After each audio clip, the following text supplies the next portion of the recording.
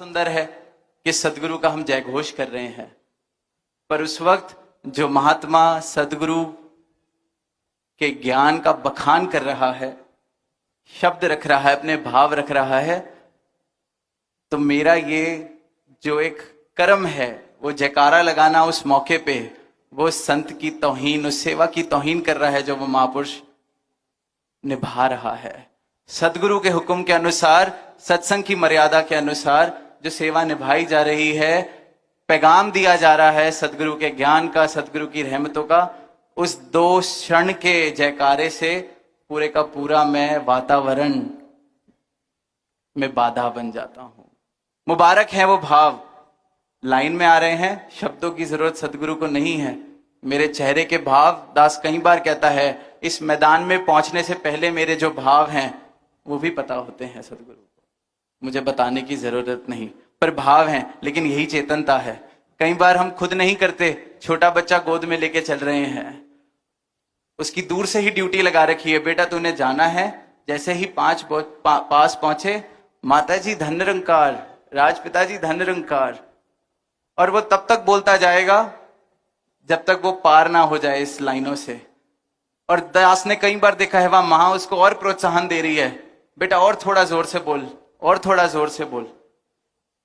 मुबारक है, भाव मुबारक है। दास भाव में कहीं ये नहीं कह रहा कि वो प्रेम वाले भाव हैं, पर उसकी यहां आवश्यकता नहीं है। वो भाव यहां संगत में बाधा बन रहे हैं। तो सेवा ये करूं कि जो सदगुरु ने ये सत्संग दिया है, इसकी मर्यादा में मैं बाधा ना बनूं, किसी और के आनंद में मैं बाधा ना बनूं, तो ये सेवा है। सेवा खुद से शुरू है। एक और छोटा सा एग्जाम्पल, क्योंकि अभी अनाउंसमेंट हुई कि बहुत सारे महापुरुष हैं जो अभी विचार के बाद नमस्कार की लाइनों में आएंगे।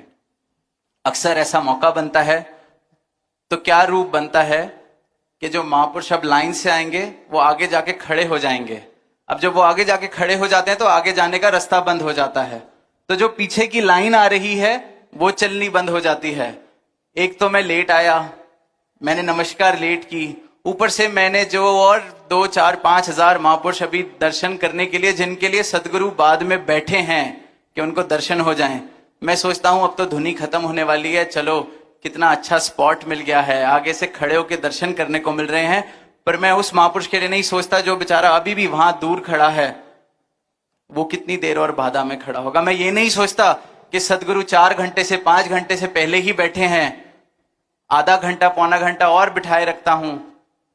मैं सिर्फ उन 2 क्षणों के लिए पूरी की पूरी मर्यादा को भंग करता हूं, किसी और के लिए नहीं सोच पाता। तो खलकत की सेवा हम बाद में करेंगे, पहले ये जो मर्यादा, ये जो परिवार मिला है, अपने से पहले